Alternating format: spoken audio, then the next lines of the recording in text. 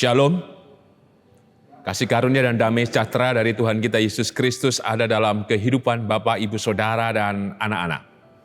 Kita berjumpa kembali dalam Renungan Mingguan, Jumat 1 April 2022. Yang hari ini didasarkan dari Filipi, pasal kedua, ayat 19 sampai dengan 24. Sebelum kita bersama merenungkan sabdanya, mari kita menyatukan hati di dalam doa. Kami mengucap syukur ya Tuhan atas setiap kasih setia pertolongan dan sukacita yang Kau nyatakan kepada kami senantiasa. Biarlah setiap anugerah-Mu yang telah kami jumpai dan kami terima, menjadikan kami terus percaya dan terarah kepadamu. Maka kebenaran firman-Mu yang hendak kami renungkan bersama, kiranya memampukan kami untuk terus menjadi berkat atas kehidupan kami. Terlebih, kami harus dimampukan untuk setia dan bersungguh-sungguh dalam kehidupan ini. Berfirmanlah ya Tuhan, kami siap mendengarkannya. Kuduskan dan layakkan kami melalui kesempurnaan keselamatan-Mu ya Tuhan Yesus. Di dalam-Mu kami naikkan doa ini dengan syukur, dengan percaya dan berserah. Amin. Filipi pasal kedua ayat 19 sampai dengan 24. Timotius dan Epafroditus. Tetapi dalam Tuhan Yesus, kuharap segera mengirimkan Timotius kepadamu, supaya tenang juga hatiku oleh kabar tentang hal ihwalmu. Karena tak ada seorang padaku yang sehati dan sepikir dengan aku, yang begitu bersungguh-sungguh memperhatikan kepentinganmu. Sebab semuanya mencari kepentingannya sendiri, bukan kepentingan Kristus Yesus.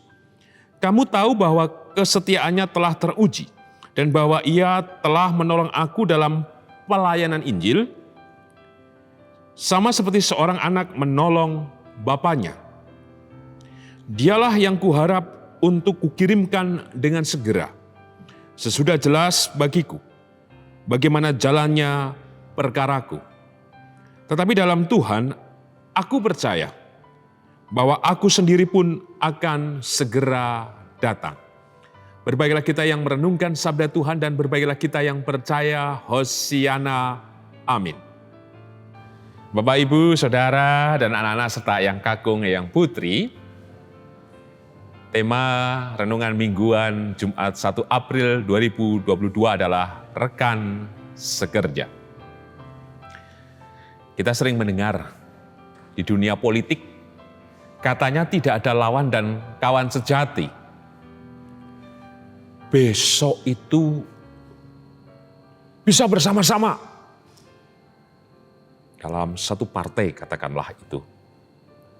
Saling menanggung, saling menopang, kemudian pokoknya bekerja tanpa terpisahkan. Tetapi di lain waktu, karena kepentingannya berbeda, bisa menjadi breng. Artinya malah jadikan musuh, jadi lawan. Itu sangat biasa katanya di dunia perpolitikan. Tapi tentu saja ini menjadi tidak baik. Karena kalau hanya kemudian ukurannya kepentingan menjadi pemisah, yang disebut dengan lawan dan kawan. Padahal kalau kemudian berpikir dengan baik, bukankah sebenarnya politik itu menuju pada kesejahteraan? Yang dipikirkan bukan kepentingan soal itu lawan atau kawan, tapi kepentingan bersama untuk kemudian mewujudkan kehidupan yang sejahtera itu. Miris bahwa yang dilakukan justru oleh sesama manusia, yang diciptakan oleh Dia yang maha besar dan hebat serta murah. Kemurahannya seharusnya menginspirasi semua orang untuk hidup dalam kerendahan hati, untuk berbela rasa dan menyambung ikatan persaudaraan yang erat. Karena disebutkan sesama. Artinya bukan lagi terpisahkan oleh kawan atau lawan. Kalau sudah bicara sesama berarti itulah bagian dalam hidupku yang kupikirkan, di mana aku ikut bertanggung jawab di dalamnya. Dan pada sisi yang lain, kita dibutuhkan tetapi yang lain juga menjadi berkat untuk kehidupan kita. Teks yang kita renungkan hari ini sangat menarik. Timotius, tanda kutip, adalah orang kepercayaan, tangan kanan. Tetapi biasa disebut dengan anak rohaninya Paulus. Dalam suatu waktu, kemudian di jemaat di Filipi, Paulus mengutus Timotius. Pengutusannya kepada Timotius tentu saja sudah karena ada hal-hal yang kemudian diharapkan oleh Paulus agar jemaat Filipi kembali menemukan kegairahan, kebangkitan, pertumbuhan iman yang luar biasa. Tentu Paulus tidak dengan asal saja mengutus Timotius, tetapi dia membuat klaim, buat stempel. Apa itu? Kita perhatikan di ayat yang ke-19. Tetapi dalam Tuhan Yesus, kuharap segera mengirimkan Timotius kepadamu. Jelas, ini dalam rahmat, dalam naungan, dalam berkat, dalam rangka apa? Untuk melayani dia.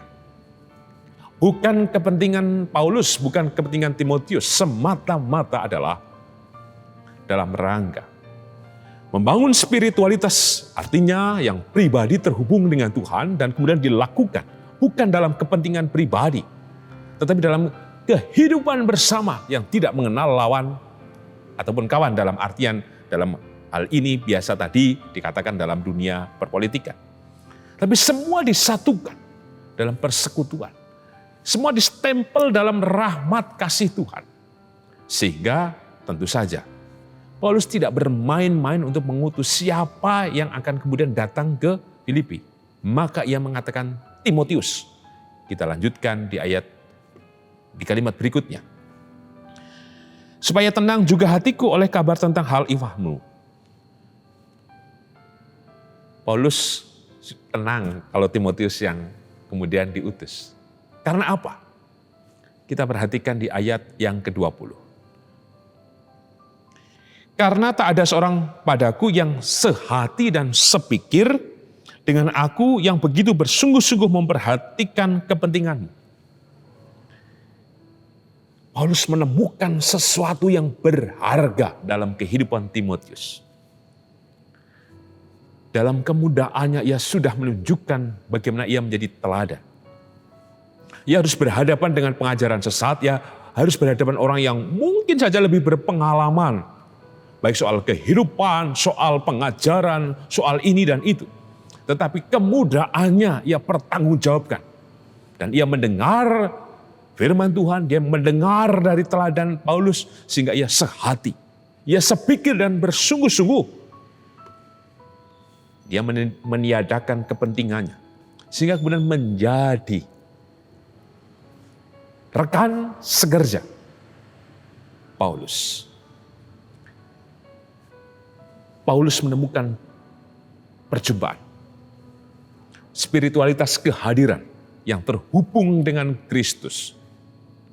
Dinyatakan dalam kehadiran Paulus bersama dengan jemaat-jemaat. Kemudian ia mengutus itu kepada Timotius untuk hadir di tengah jemaat di Filipi. Inilah yang menjadi pesan pertama bagi kita, bahwasanya mari kita wujudkan kehidupan bersama. Dengan sehati, dengan sepikir, dengan bersungguh-sungguh. Semua di dalam rahmat dan terang cinta kasih Tuhan. Supaya dalam kehidupan kita yang bersama ini kita menjadi rekan sekerja. Aku bersahabat karena engkau bisa kemudian mengerti kepentinganku. Kiranya bukan hanya itu. Engkau menjadi musuhku karena engkau sering melukaiku.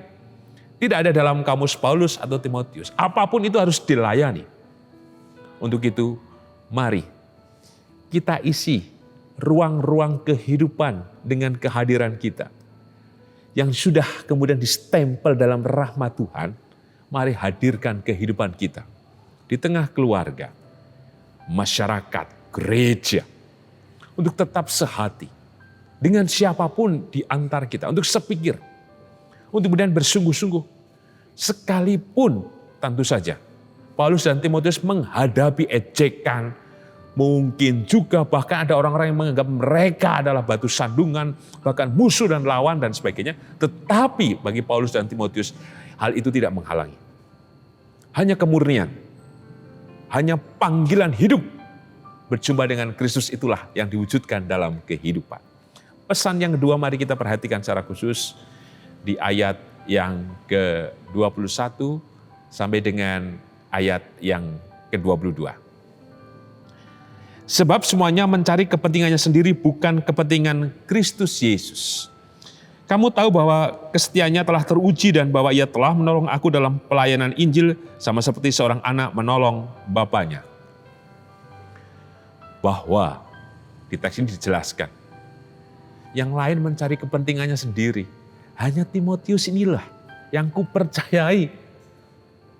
Karena ia tidak memperjuangkan dirinya. Dia memperjuangkan perjumpaannya dengan Tuhan. Spiritualitasnya mengalir karena kuasa itu bekerja dalam hidupnya. Sehingga dengan Paulus pun tidak ada ketegangan. Tidak ada antara kawan dan lawan, tetapi menyatu. Kemudian bersama-sama. Paulus saja yang lebih tua dari Timotius merasa ini anak luar biasa. Dijelaskan tadi, semuanya mencari kepentingannya sendiri, bukan kepentingan Kristus, tetapi Timotius memperjuangkan itu dalam hidupnya, hanya untuk mencari kepentingan Kristus dalam hidupnya. Dia sudah teruji dengan kesetiaan, dengan kemudian disebutkan sebagai rekan sekerja Paulus, Timotius tidak mencari nama. Bahkan disebutkan hubungan mereka seperti anak dengan bapaknya. Bahkan disebutkan ia menolong Paulus. Ini luar biasa. Maka inilah panggilan kita bersama. Menjadi rekan sekerja berarti kita saling menolong. Tidak ada gap antara usia, satu sosial dan sebagainya. Sama. Di dalam Tuhan tadi yang sudah ditempel. Kita menjadi rekan sekerja yang saling menolong. Dalam hubungan yang manis, kekeluargaan anak dan bapa tadi. Mari kita wujudkan itu dalam kehidupan bersama. Dan tentu saja itu akan menjadi damai, akan mengobati, akan memulihkan dalam setiap sendi kehidupan kita. Di tengah kehidupan di mana kita berada. Sebagai penutup, kita perhatikan secara khusus ayat 23 sampai dengan 24. Dialah yang kuharap untuk kukirimkan dengan segera. Sesudah jelas bagiku bagaimana jalannya perkaraku. Tetapi dalam Tuhan aku percaya bahwa aku sendiri pun akan segera datang. 2 kali Paulus mengatakan di ayat 19 dan 24, dalam Tuhan. Artinya bukan kepentingan Paulus, bukan kepentingan Timotius. Tapi semata-mata menunjukkan pada kepentingan Kristus yang mengutus Paulus dan Timotius. Sehingga mereka bergerak, mereka hadir, menghadirkan diri. Karena Kristus telah hadir atas kehidupan mereka. Sehingga mereka mewartakan kehadiran itu bersama dengan jemaat di Filipi. Besok, hari ini, kita bersama merayakan ulang tahun Gereja Kristen Jawa Sarimulyo yang ke-39. Dengan tema, spiritualitas kehadiran, membangun perjumpaan dan solidaritas kehidupan di Gereja Kristen Jawa Sarimulyo. Apa maksudnya? Teks ini menjadi dasar. Dan besok dilanjutkan dari ayat 25 sampai dengan 30 tentang Epaphroditus. Di mana Paulus juga mengirimkannya atau mengutus dirinya untuk datang ke Filipi. Kita telah dibangun dalam perjumpaan-perjumpaan dengan Tuhan. Sehingga kita punya hubungan, spirit, jiwa yang mengikat dengan Tuhan. Yang terhubung langsung dengan Tuhan. Kita sudah merasakan kehadiran. Melalui pertolongannya, karyanya, anugerah dan berkatnya yang besar atas kehidupan kita secara pribadi. Dan dalam kehidupan bergereja di GKJ Sarimulyo. Kita mengingat pula pada sejarah kehidupan. Paling tidak dimulai 1 April 1983. Ada 9 majelis yang mengawali menjadi pelayannya di gereja ini. Meletakkan dasar atas sejarah kehidupan spiritual GKJ Sarimulyo. Menunjukkan pula sejarah keselamatan yang Tuhan sudah nyatakan atas kehidupan gereja Kristen Jawa Sarimulyo. Menyatakan bahwa itu berangkai sampai dengan ulang tahun ke-39. Bahkan sampai ke depan. Sejarah itu tidak pernah berbelok atau menyimpang. Karena Kristus hadir. Maka kiranya kita patut merayakannya itu. Kita mewarisi semua nilai. Maka biarlah apa yang sudah ditanamkan. Seperti halnya oleh Timotius, oleh Paulus. 9 majelis pertama. Menjadi peletak dasar pelayanan di GKJ Sarimulyo. Kiranya terus menjadi berkat untuk kita berspiritualitas. Menemukan Tuhan dalam kehangatannya. Dan kita mewartakan dalam kehidupan bersama secara khusus di GKJ Sarimulyo. Dan terus membangun perjumpaan dan solidaritas untuk saling memperhatikan. Sehingga apa? Kita benar-benar jadi rekan sekerja. Saling hadir, memberkati dan menjadi berkat. Amin. Eyang Kakung, Eyang Putri, Bapak, Ibu, Saudara, dan anak-anak, mari kita menyatukan hati di dalam doa. Kami mengucap syukur ya Tuhan atas setiap rahmat, kasih, kemurahan, dan pertolongan-Mu yang Kau nyatakan kepada kami senantiasa. Kami hari ini dimampukan menjadi rekan sekerja. Untuk sehati, sepikir, dan bersungguh-sungguh. Dan semuanya di dalam-Mu Tuhan. Sehingga kami senantiasa terhubung pada kasih-Mu, kemurahan, dan terlebih cara-Mu yang baik untuk hidup kami. Dan kemudian kami terjemahkan dalam kehadiran kami bersama dengan yang lain jadi rekan sekerja dalam kehidupan pelayanan. Mampukan kami selalu menopang, mampukan kami untuk hadir di dalam setiap perjumpaan-perjumpaan itu, sehingga membangun solidaritas kami dengan yang lain, untuk kemudian membangun kehidupan yang lebih baik. Terima kasih Tuhan akan kebenaran firman. Terlebih kami mengucap syukur. Hari ini kami merayakan ulang tahun ke-39 GKJ Sarimulyo. Kami mengingat perjalanan 1 April 1983. Ketika gereja ini dewasa. Ada bangunan-bangunan spiritual yang telah Kau tanamkan dan taruhkan atas kehidupan bersama di gereja-Mu ini Tuhan. Mengingat dari setiap hamba-hamba-Mu yang mengawali menjadi majelis atau jemaat yang mula-mula di gereja ini Tuhan. Semua menjadi tarikan sejarah yang tidak berkelok, tetapi lurus sampai dengan hari ini dan ke depan. Bahwa semuanya dibangun oleh karena Engkau dan Engkau yang hadir. Maka biarlah apa yang sudah menjadi semangat, cita-cita, harapan, yang telah diwujudkan dan terus dinyatakan, hari ini pula kami terus nyalakan itu dalam syukur kami di ulang tahun yang ke-39. Maka biarlah ini menjadi perayaan kami untuk bangkit, untuk bersatu, untuk hadir, untuk menjadi berkat, untuk menjadi penolong, untuk sehati, sepikir, dan bersungguh-sungguh di dalam-Mu ya Tuhan Yesus. Kami ingin Tuhan hadir bersama dalam spiritualitas kehadiran yang membangun perjumpaan dan solidaritas kehidupan di antara kami warga Gereja Kristen Jawa Sarimulyo.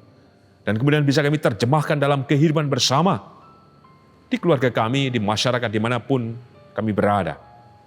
Kami menyambut dengan syukur Tuhan perayaan ulang tahun ini. Dan biarlah ini menjadi berkat yang menghangatkan, menyegarkan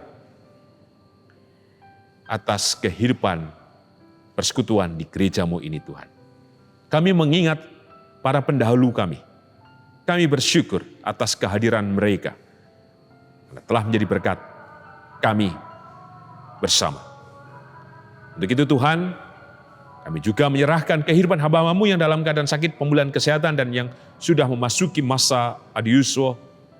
Khususnya kami berdoa secara khusus untuk Ibu Rusmiati Buyung, Ibu Sarno, Ibu Tugira Sarima, Ibu Suparmo, Ibu Rusmiati Suharti, Bapak Margono, Ibu Murjangkung, Ibu Endang Karno, Ibu Joyo Pawiro, Ibu Kun Maryatin Subarti, Bapak Sadal Paulus, Bapak Kristen Dauribu, Bapak Elias Sariman, Bapak Repin Sukarsono, Bapak dan Ibu Sunarto Saputro, Ibu Marti Utomo, Ibu Yat Miartini Rusti, Bapak Suprapto. Demikian juga atas kehidupan Bapak dan Ibu Priyono, Ibu Ami Birowo, anak Amoresia, Bapak Ngatimin, Bapak dan Ibu Budiandono, Bapak Wilson Siagian, Bapak Siswa Prayitno, Bapak Saharun, Ibu Endang Saryanti Joko, Bapak Warsito Utomo, Bapak Larbadio, Bapak Prayitno Hadi, dan beberapa jemaat yang tidak bisa kami sebutkan satu persatu. Tolonglah Tuhan dengan kasih kemurahan, kekuatan dan cinta-Mu yang kekal atas kehidupan hamba-hamba-Mu ini. Demikian juga atas kami, dan segala pergumulan dan harapan, ketakutan, kedukaan, kecemasan. Engkau yang menolong, Engkau yang membangkitkan kami. Karena kami yakin kebahagiaan yang sempurna dari-Mu Tuhan turun senantiasa atas seluruh pengharapan kami. Berkatilah juga kehidupan bergereja di GKJ Sari Mulyo dalam peringatan ulang tahun yang ke-39. Bila berkat, kasih, kemurahan, mujizat-Mu berkarya kini dan sepanjang masa. Kami juga berdoa untuk bangsa dan negara kami, Indonesia. Kami yakin memberikan ketentraman, damai, dan berkat. Demikian juga Tuhan atas peperangan yang terjadi di Ukraina. Biarlah Engkau Tuhan yang menyatakan damai, menyatakan kembali pemulihan, sehingga perang antara Ukraina dan Rusia berhenti. Kami yakin dan percaya Tuhan, Engkau mendengar dan Engkau menyatakan dan mengabulkan doa kami. Di dalam-Mu ya Tuhan Yesus, Sang sumber kehidupan dan keselamatan, kami naikkan doa ini dengan syukur, dengan percaya dan berserah. Amin. Tuhan Yesus memberkati Eyang Kakung, Eyang Putri, Bapak, Ibu, Saudara, dan anak-anak kini dan selamanya. Amin.